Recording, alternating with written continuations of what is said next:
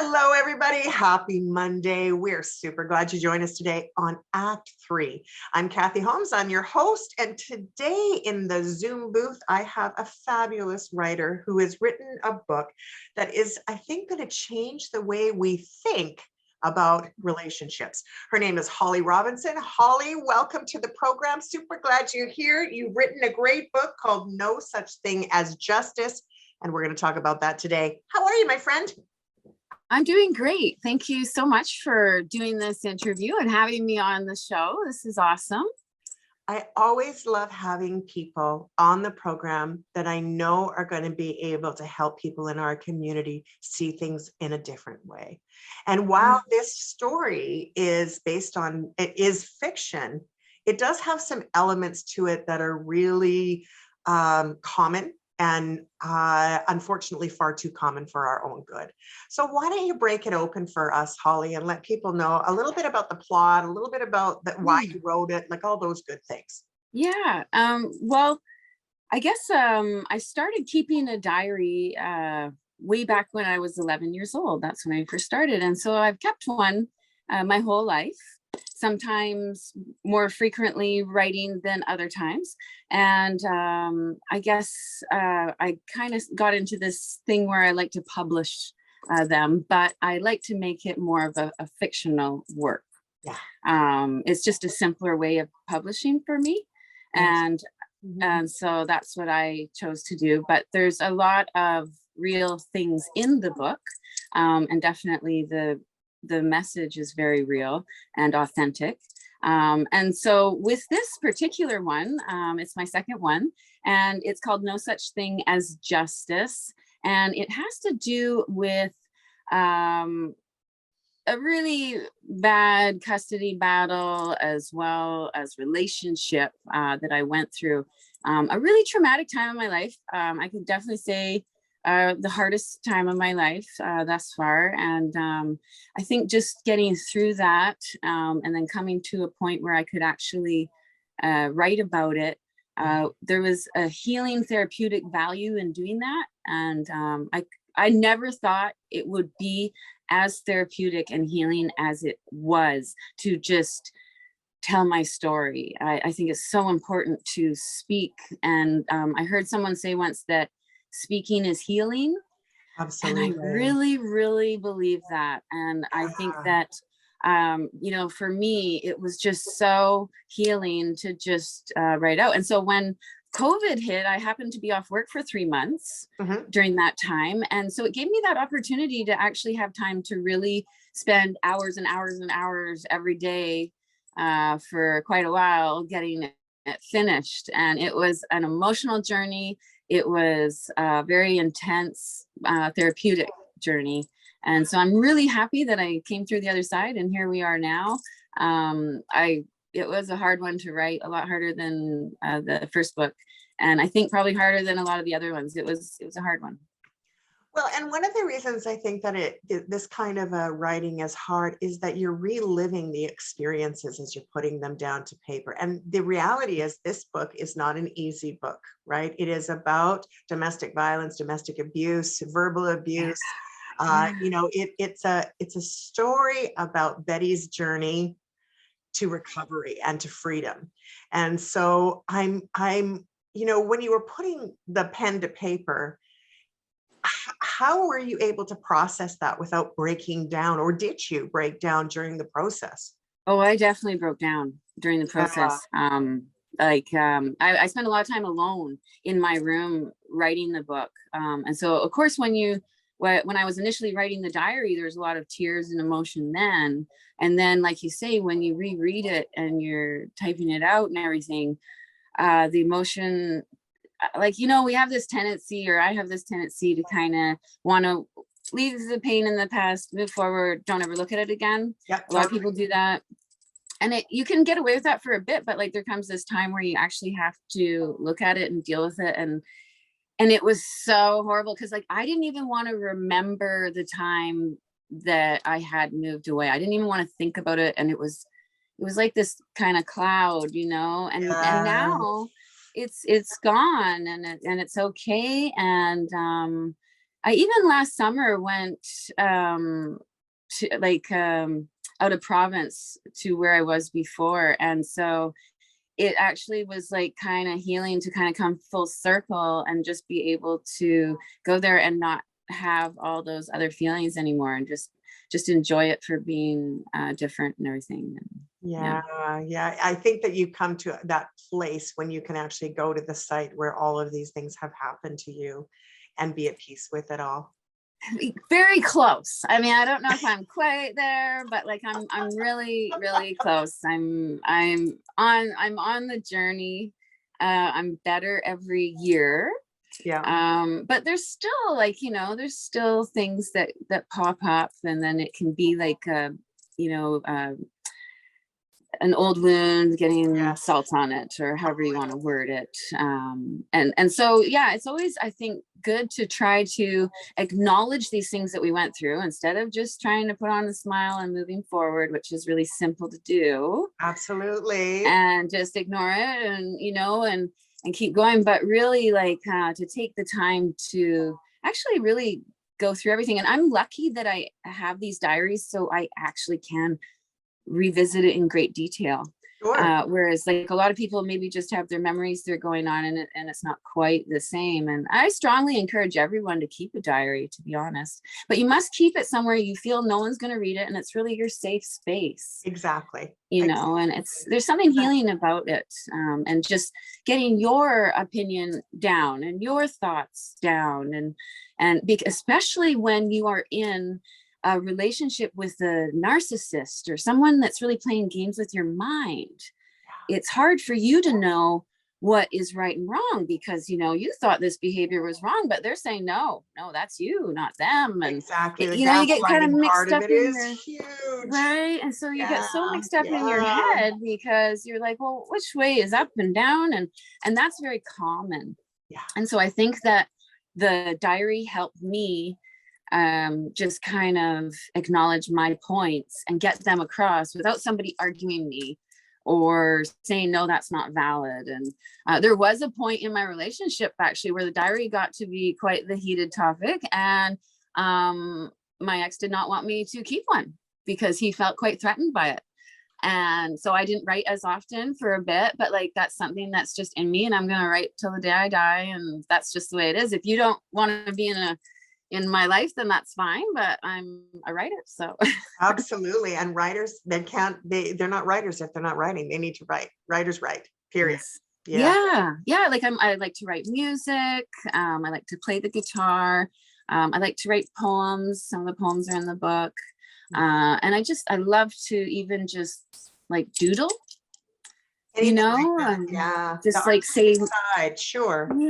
yeah, like just even the doodles and like the little positive messages, like spread your wings and fly, or just kind of like that positiveness. I think it's important to be creative with your hands like that, and let messages kind of flow through you like that.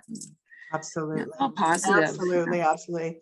Listen, Yeah. if you have just tuned in, you are listening to Act 3 on CHLY 101.7 FM. In the Zoom booth with me, I have Holly Robinson. Because this is being recorded by Zoom, sometimes you're going to hear a few little noises in the background. You might hear it clicking. It's the sound of a bracelet. You might hear the sound of the garbage truck going by. You might hear different sounds. That's the glory of Zoom. So just bear with us if you'd be so kind. If you're wondering what that clicking noise is, It's my bracelet. It's your bracelet. But beyond that, I think that it's important that we understand that this is a difficult topic that we are discussing. And so it can really trigger people too listening. Really and so that's always hard too. Yeah. And I think that that's the point, is if this is triggering you, then we really encourage you to reach out to local family support groups. There are places you can go to discuss this. I will happily put, if you're watching this via Act 3 on YouTube, I'll be sure to put some links in the chat box for you to reach out. But make sure that you're in a safe space, because it is very difficult. I am a survivor myself. I know how hard it is to extricate yourself from a difficult situation. You are not alone. there are supports, but be aware that this is a journey that is a very personal and painful one at times. So let's, I just really want to acknowledge that triggering point, to be sure to reach out and get some help.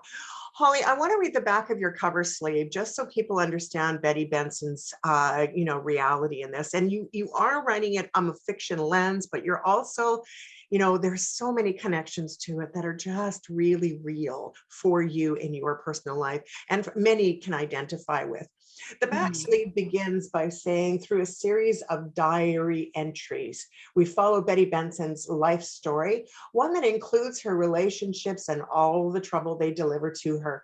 In no time, Betty is a mom of 2 little kids, holding down as much work as she can, while her son's father neglects his parental responsibilities. She chases him, but he ducks and weaves, exploiting systemic loopholes that condone the derelict's behavior and ignore the victim's plight. Betty needs to secure custody of her child against a man who's proven himself a risk, but she can't afford the fight of the judicial infrastructure that equates justice with the ability to pay for it. Here is a universal story that plays out inside an all too familiar arena where money trumps all. No Such Thing as Justice showcases effort and disappointment, betrayal and despair, and most of all, a story of motherly love. And as a mother myself, I resonate with trying to make sense of it all without completely destroying the family unit. And it isn't easy, right? No. Can you tell us about Betty's experiences, and through your lens, what were some of the most challenging bits for you in processing all of this? Yeah, getting out of a relationship when you have children involved, or you're married and there's a house maybe you own together or anything like that, it is so much harder than we really acknowledge in our pop culture. It is incredibly hard. I have a new understanding for anybody that's going through it. The legal costs involved are astronomical. Even if you don't try to put up a big fight, even if you don't try to make it a big cost, it ends up being a big cost. That's just the name of the game. Yeah. And it is a game, and you have to play. And if you don't have a lawyer, you won't win. It's pretty much like no self-rep wins. That's the way it is. And it's very common. And so then you have to have a lawyer. And if the other person is spiteful, then you're really going to spend some money. And I look at even famous people going through it, and they're spending millions even, so this is a big issue where it should not be so expensive to have your justice served. And I think that Betty's story is a prime example of that. Somebody who really did try hard to play the game and played at the best of their level, but maybe couldn't afford a, top-notch person to, compared to someone else. And that's okay. That's fine. I think in this case, Betty just really wanted to be free and wanted her son to be happy and free and safe. And so she was just asking for safety for her son and freedom. And she never cared about the money. And to this day, that character has never cared about the money. It's always been about justice that was never served. And I think for me personally, I feel like I got my justice with this book. I did not get it through all the tens of thousands of dollars I spent on legal fees. I got it by writing this book. And this book still cost me $7,000 to self-publish and everything, but it was worth every penny. Of course. Way more satisfying than the other tens of thousands that I have spent. Well, because you're heard.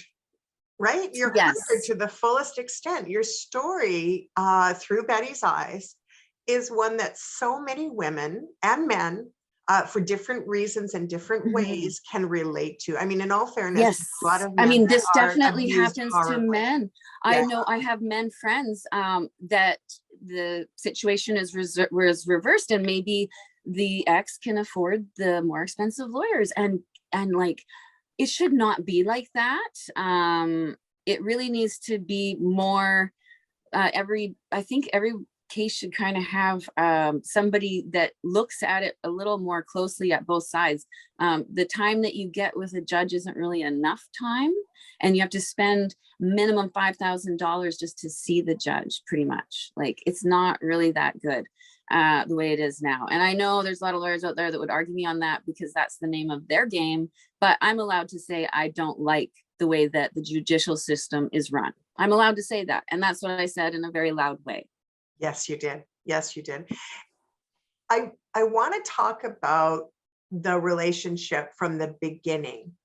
You know, like all relationships, it's like, I've met the guy.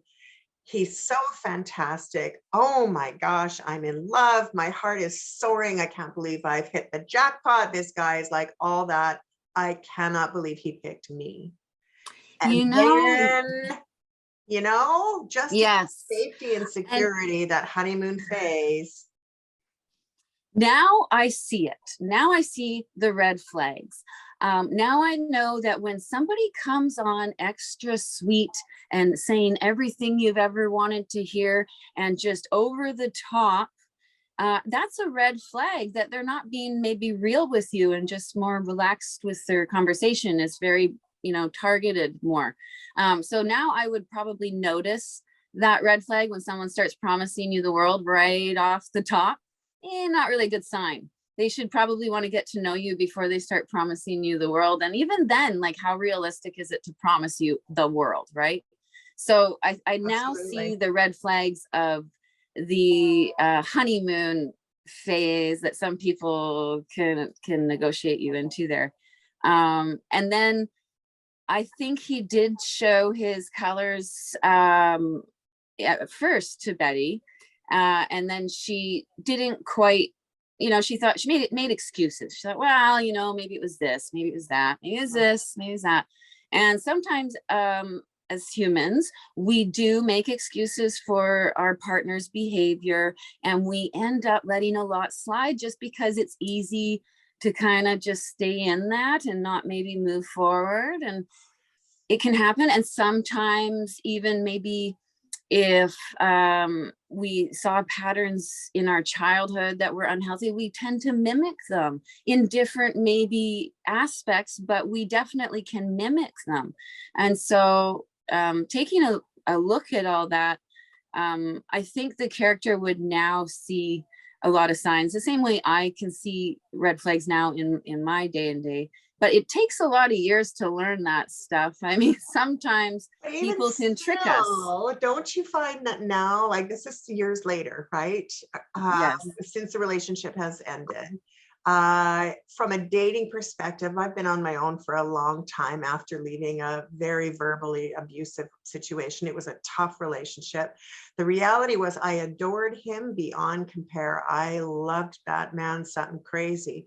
But it was at the end of the day, after about 10 years, it was him or me. And my reality was I had to choose me because I just couldn't do it anymore. But, one of the poems that you wrote resonated with me from the beginning, because I remember feeling almost Cinderella-like, if that makes any sense. Not really, but sort of, like I felt like I was sort of swept off my feet. And early in your chapters, right, you start writing with some of the poetry and you say, believe in magic and believe in miracles because anything can happen in the blink of an eye. Believe I'm magic because everyone has it, and believe in miracles because they are real in the world. Anything can happen. Any dream can come true.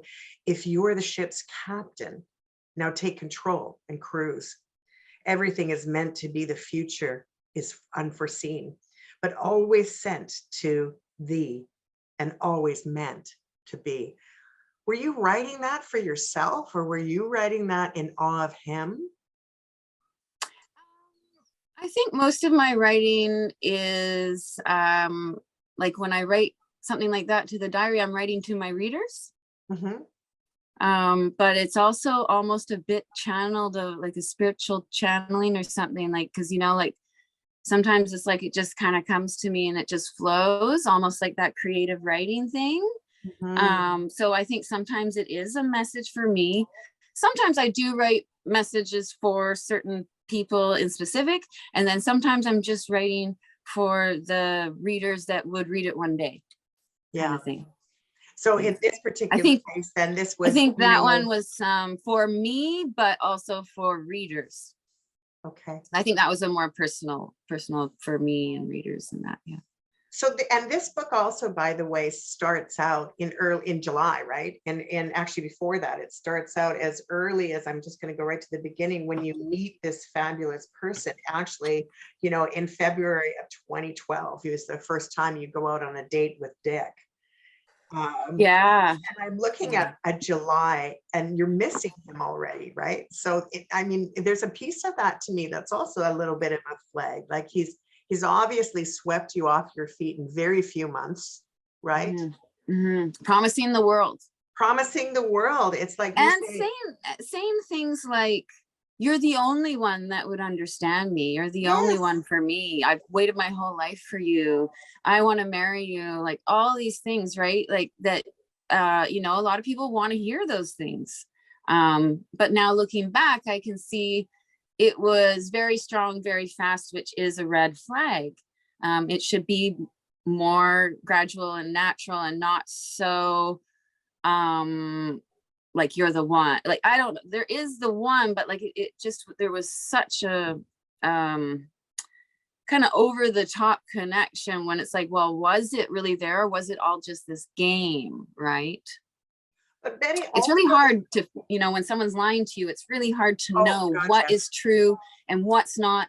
And if you really want something, like at that point in Betty's life, she really wanted a family, really desperately, and she would have put up with a lot, and did put up with a lot, just to try to have that. So, but I Yeah, think, and I love what resonates, I think, for me in this is that, you know, the common denominator in a lot of these really toxic relationships is the promise of the world and then some. And, you know, I think the vulnerability of us to say, I'm ready for that now. I need that in my life now.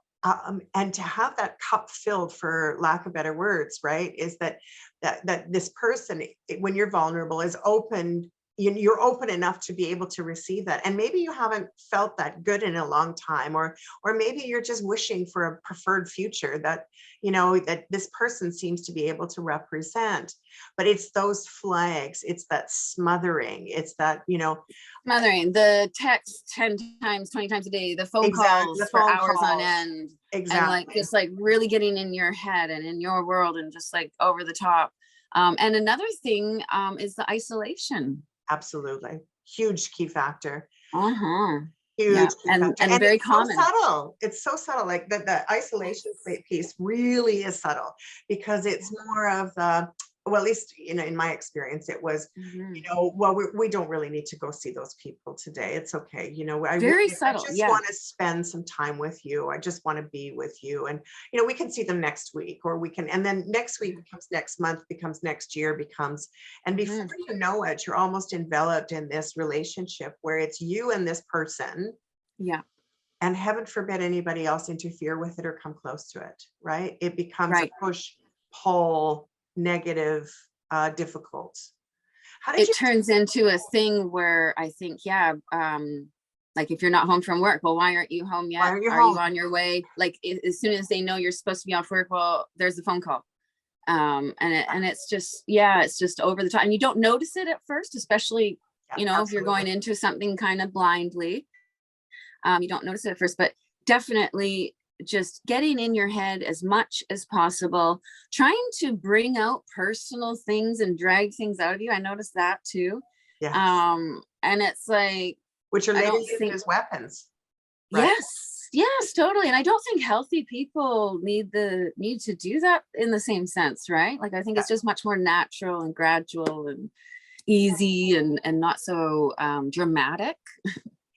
And the funny part about that is that when it starts in the relationship, it actually feels like it's the easiest relationship in the world. There's a sense of comfort, right? But that's because the inexperience of knowing what an easy relationship actually is at the end of the day, right? A lot of women will make excuses, men too, but women, I think, are profoundly wanting to rescue, wanting to serve, wanting to help, very often are respectfully, and I know this is not all women, but lots of women are, you know, they feed the relationship so much that they lose their identity within it.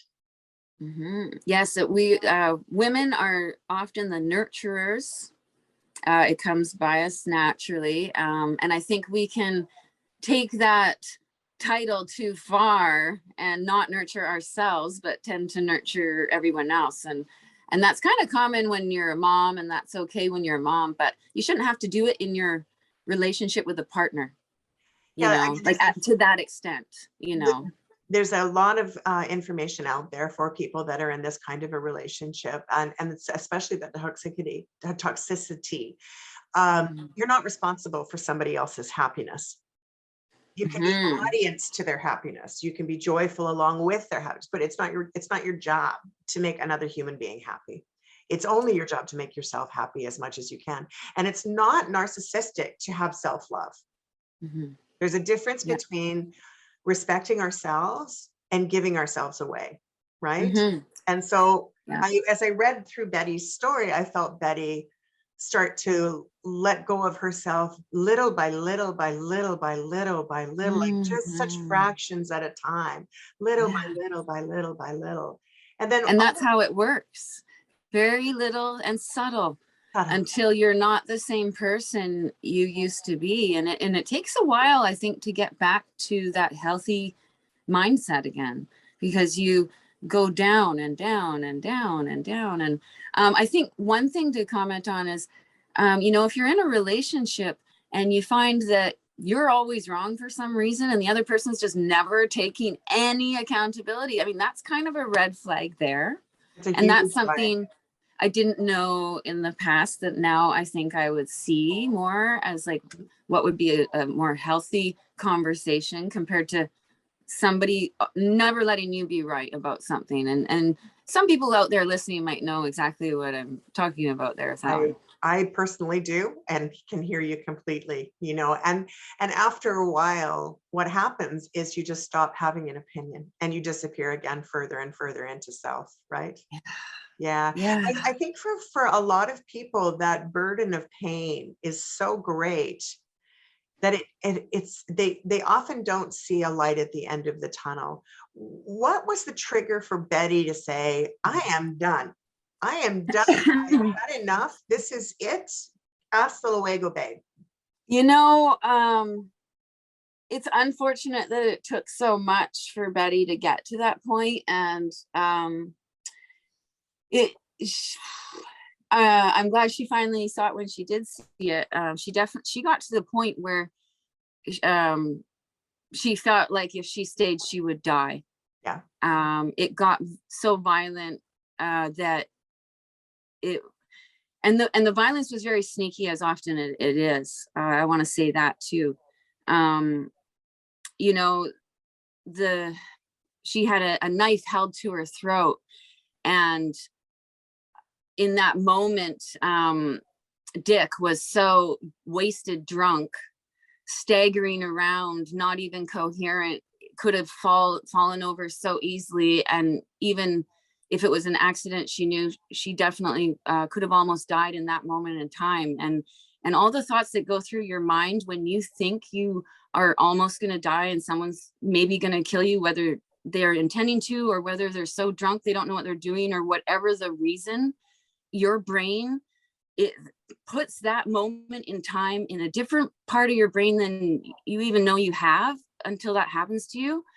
And I think if anybody's been through a point where they almost died, I think they could relate to that. Like, and your brain just knows to stay the F away from that situation and that person. And your brain will never, ever, ever trust that person again, because your brain knows, like, you were going to die. You were so close to dying. And I firmly believe if Betty stayed, and I guess being the author of that, you know, but she would have died. Dick would have killed her in one of his drunken stupors, because he's never the type of character to quit drinking. And I have no problem with drinking, because, you know, drinking, a lot of people socially drink. There's nothing wrong with that. I want to say that I'm a bartender as well. So like, I have no problem with socially drinking, and a lot of people have fun. That's fine. But there are some people that get really snaky when they drink. I call it snaky, and they just get really mean,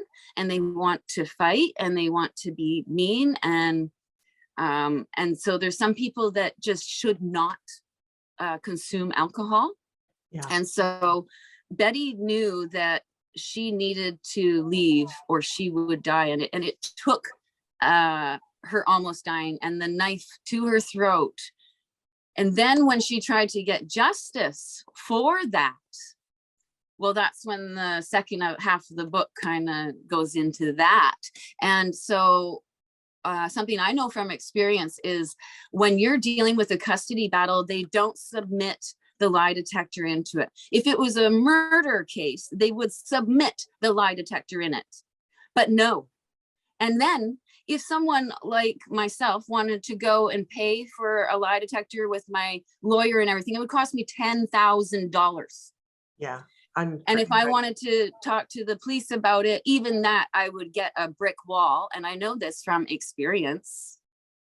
So that is why I was pushed to write this book, No Such Thing as Justice, because even if someone almost kills you, they can get away with it because it's all about money. It's not about justice. It's a judicial system, not a justice system. And unfortunately, they happen to piss off an author. So I'm using my voice. Yes. And I'm against the whole judicial system. And I'm very, very angry about it. But I channeled it all into my book. And I tried to make it, have some positive elements too. But it is not a very nice topic. But it still needs to be talked about. It's a painful topic. And even after the fact, I mean, I can still hear the anger, and I'm sure our listeners can too. I can hear and feel the anger in you. And I understand that there are people out there that never, ever get the opportunity to have that justice. Mm-hmm. They never, ever get never.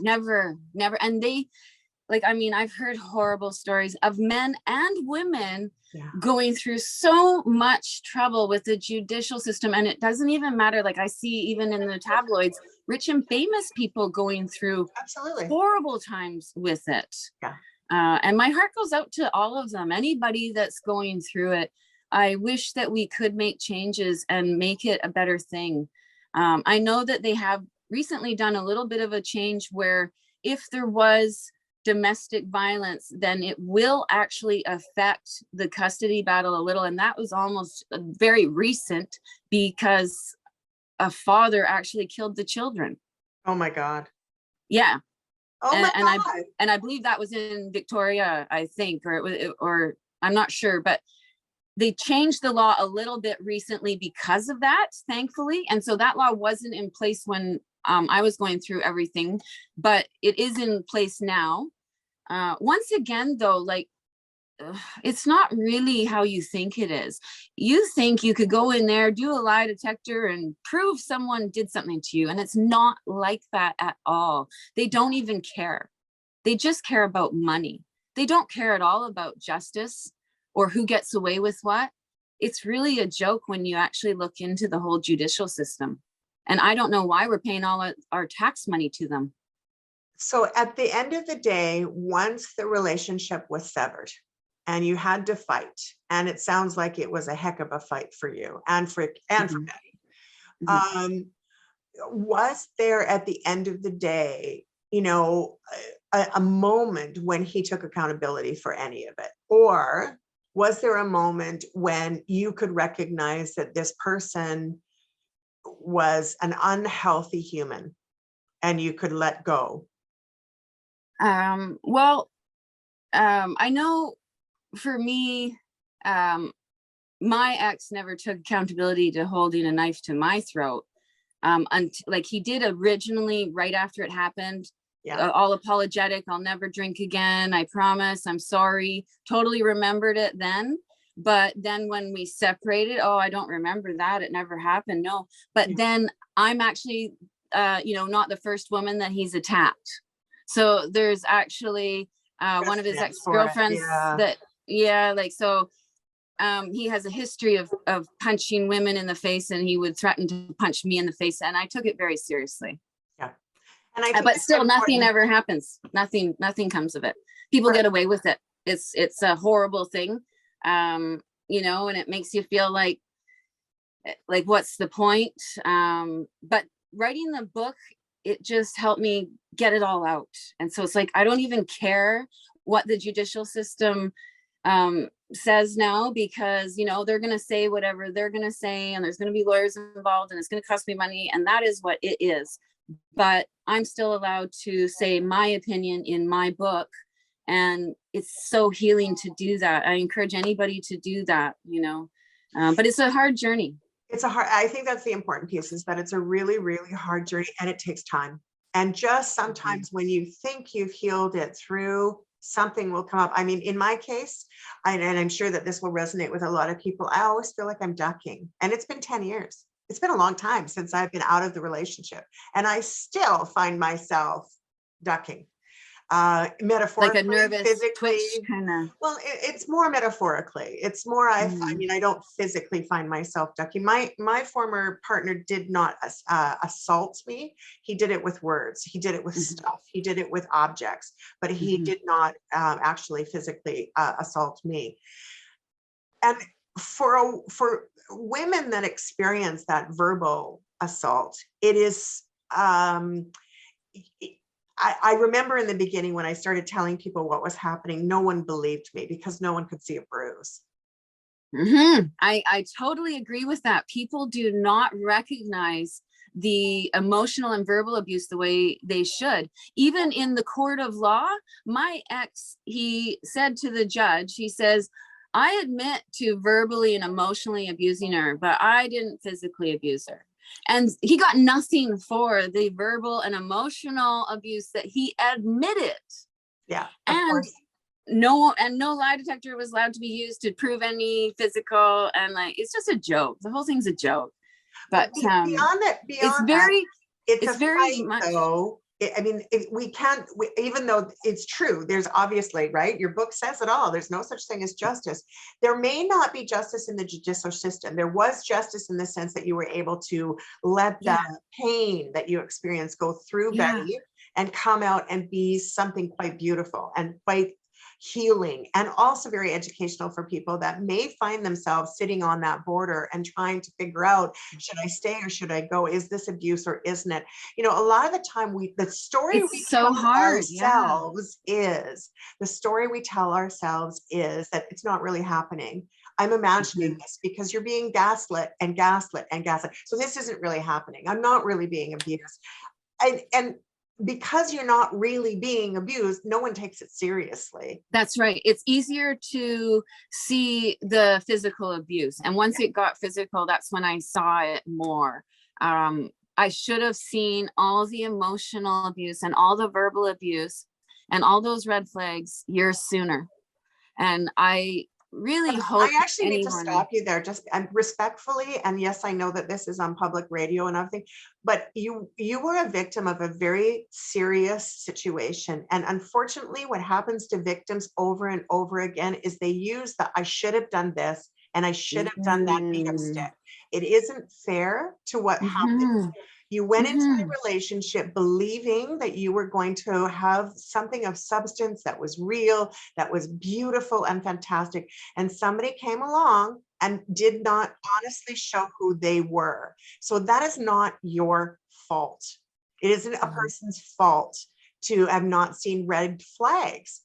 You know, now hindsight is always 20/20. We can always look back and say, oh man, I can see this. And oh man, I can see that. What must be done, however, is once you find yourself in that relationship, now you have to do the work.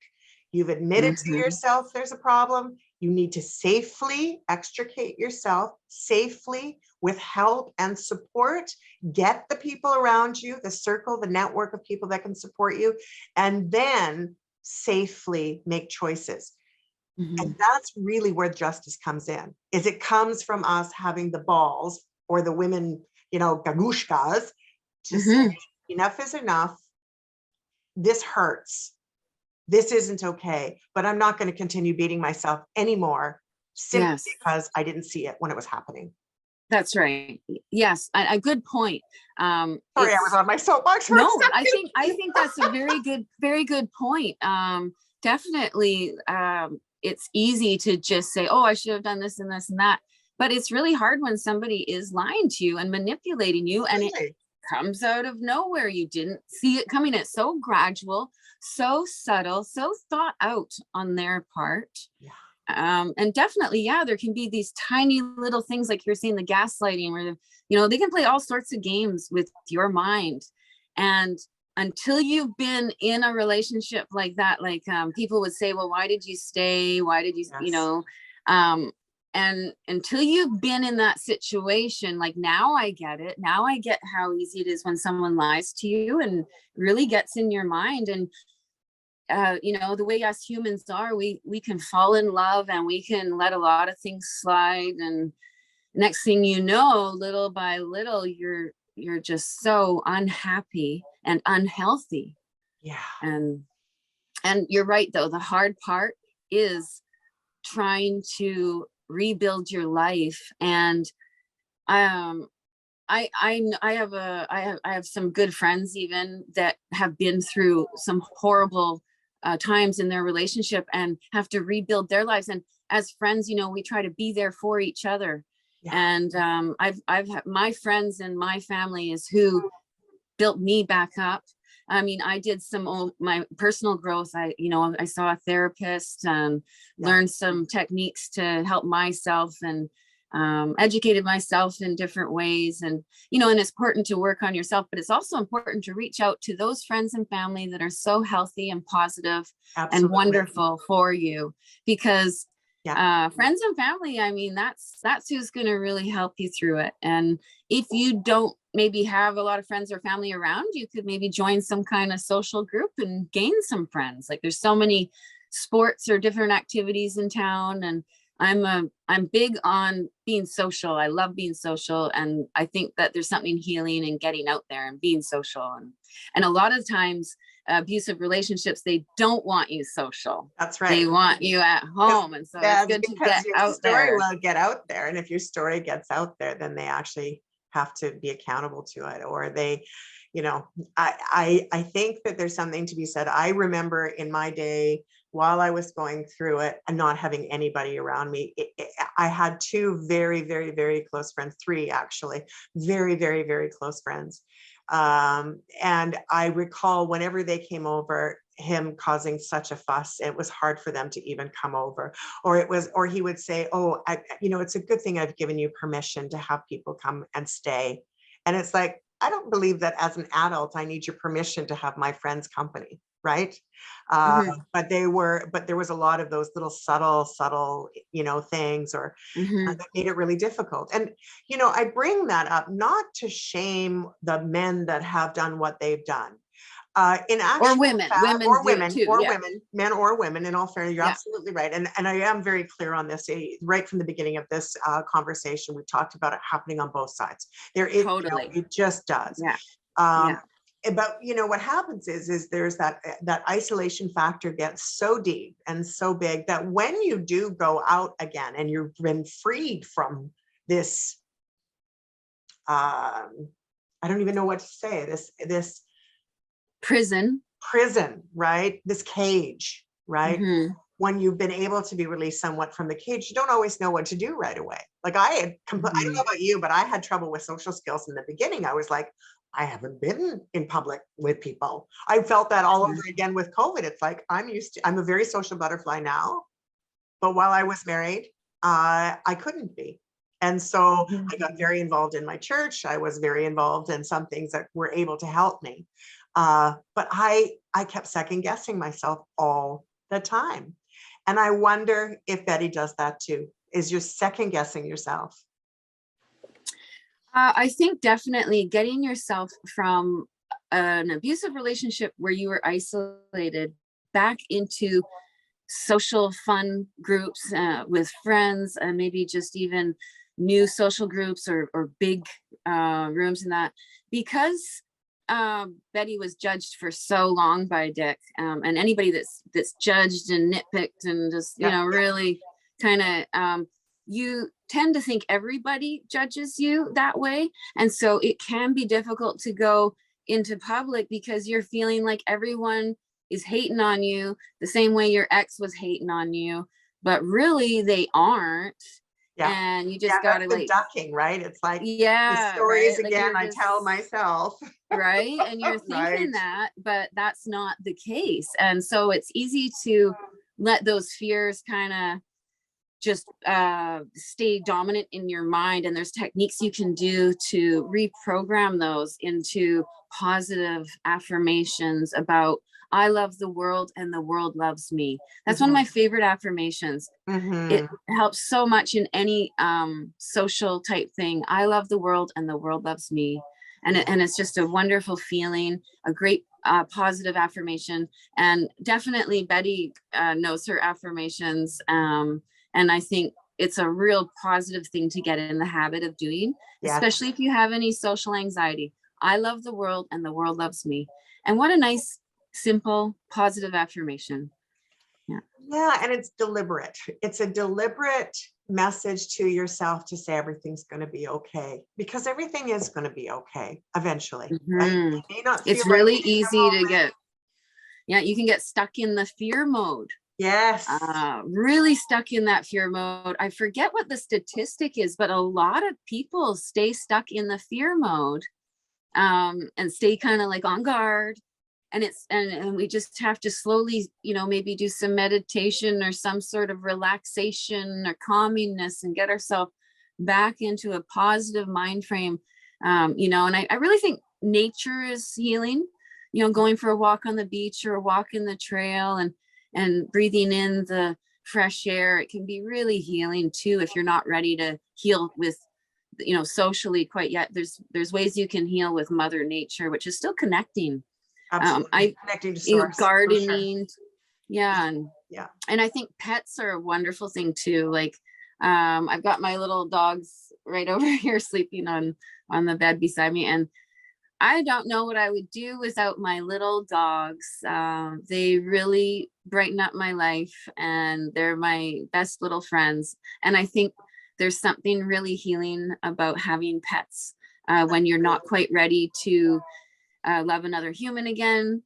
You can Mhm. love a pet while you're getting ready for that phase and just like heal with that and still have companionship. And I think it's very important that people understand that healing takes time. It's not an overnight fix. Like once you've freed yourself from it, there's a whole nother barrage of stuff. There's lots of second guessing. I mean, it probably took me, actually, I think I'm still healing now. It's taken 10 Mhm. years, 11, 12 years, something like that since I've been apart. And, the destruction and the path that went on at the time, you don't realize how destructive it is until a few years later. And then you go, holy crap, I can't believe I did that. I want to talk a little bit in regards to your book as well. By the way, if you've just tuned in, you are listening to Act 3 on CHLY 101.7 FM. Super, super glad that you joined us today. Today is a tough conversation. Let's be honest. It's not an easy one. We're talking about social abuse, physical abuse, mental abuse, all through the eyes of a character by the name of Betty Benson, who is part of a fantastic, fantastic story written by Holly Robinson, the guest today in the Zoom booth. And Holly, we're towards the end of the book here, where this particular poetry comes up, but I really want to read it because I feel that it is so hopeful. And it just reminds us that it's a process. It's a daily process. It's almost a daily prayer to get out and be okay. And you say, life is beautiful when you focus on the beauty. Life can be harsh when you're surrounded by pain and hard things. Life is plentiful when you see all of your plenty. Life can be a roller coaster. Balance is a tricky feat to maintain. If you were not to have this life tomorrow, what would you miss the most about living on this earth? Would you remember all your passions and savor all your glories? Would you wish you hadn't rationed and told me one more story? What have you learned that is what you take from here? Nothing more, and nothing less, but sometimes memories and some tears. So I ask you now to live your life one day at a time. Don't sweat the small stuff and keep your eye on the prize. Work hard and live a good life, but not your fingers to the bone. Have cheer, not too many beers. You got to toe the line, you know. And always ask your angels above to show you all the signs, because it can be a lonely road racing down the line. Mm. And it is a lonely road to live in abuse. And it's a constant soul battle. But there's a lot of learning that comes out of it once you're free. What do you think Betty's life lesson was at the end of the day? I think for Betty, as much as she loved herself, she didn't expect much of others' love for her. And so she needed to expect a certain level of respect and love, which came from an inner thing with her, which is everybody's own personal journey of finding that kind of level of loving yourself and respecting yourself, but also expecting others to treat you in that manner as well. And it's so important to remember that throughout the days and keep an eye on it, because it can easily, you could have someone kind of be like, I'm not really into how this person's treating me lately.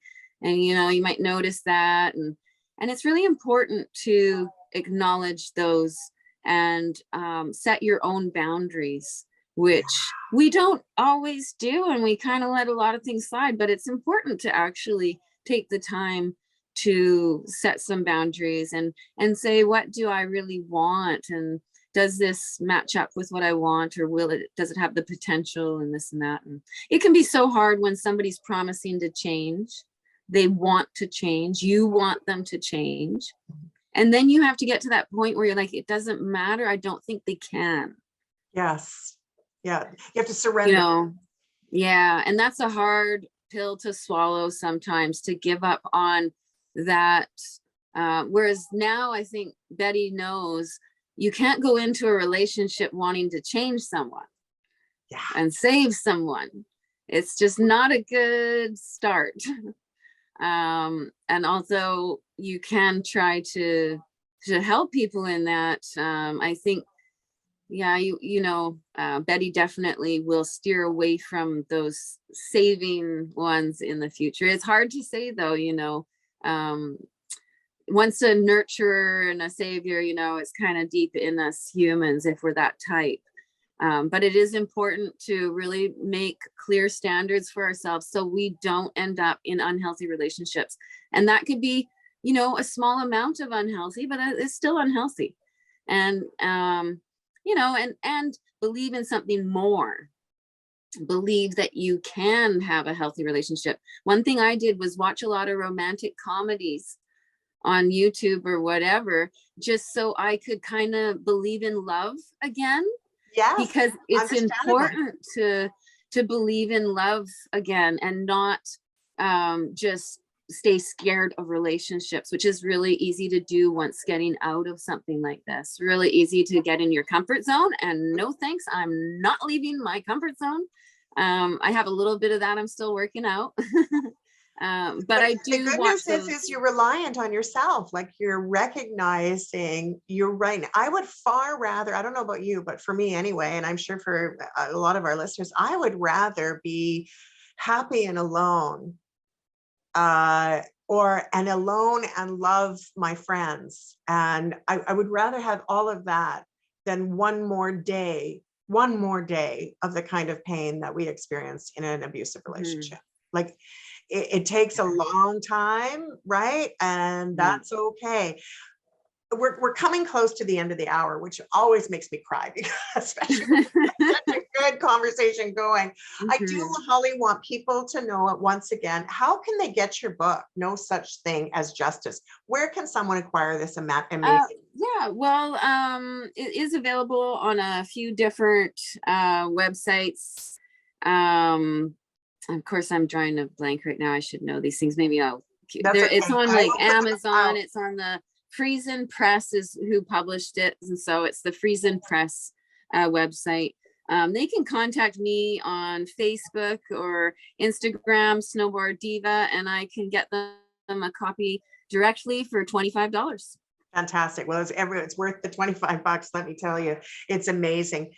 I want to kind of close out with something that you wrote at the very end of the book, the last thing that you said in the book. And I just wanted, I'd like to leave our listeners with some of the hope that you have given throughout this book for people to stand up and hold themselves, because we can't control what happens to other people, but we can control how we take it ourselves.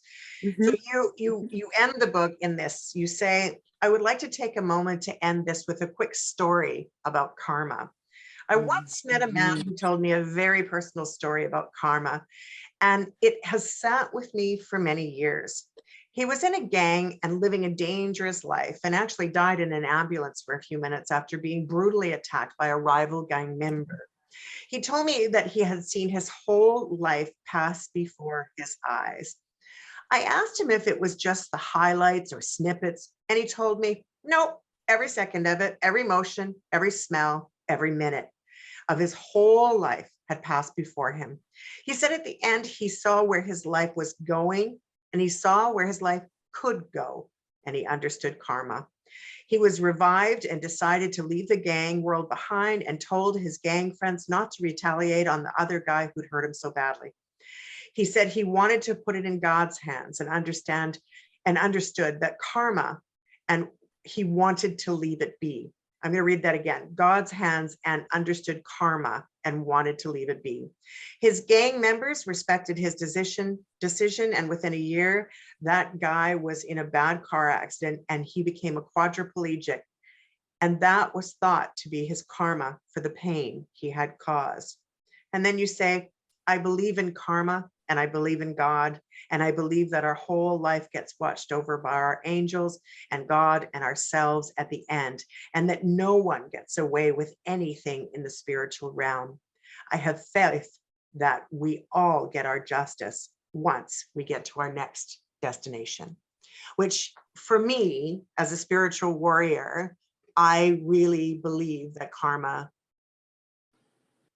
is what I take away with it. I may not be the person who causes justice, but I can live my life with what you said in an earlier quote, right? I love the world, and the world loves me. That's right. Yes, you know, that's a true story. Somebody told me that story firsthand, and I have thought of that story many times. And I really do believe in karma, probably why I try to be a good person.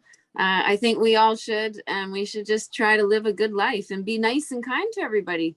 You know, and just love everyone.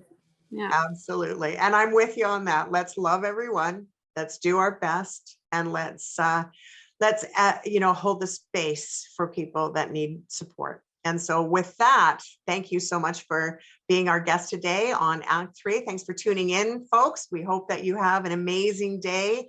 Reach out to Holly Robinson. Get your book No Such Thing as Justice. And we'll see you next time on Act 3. Thanks for tuning in. Thank you, Kathy. Thank you, Holly.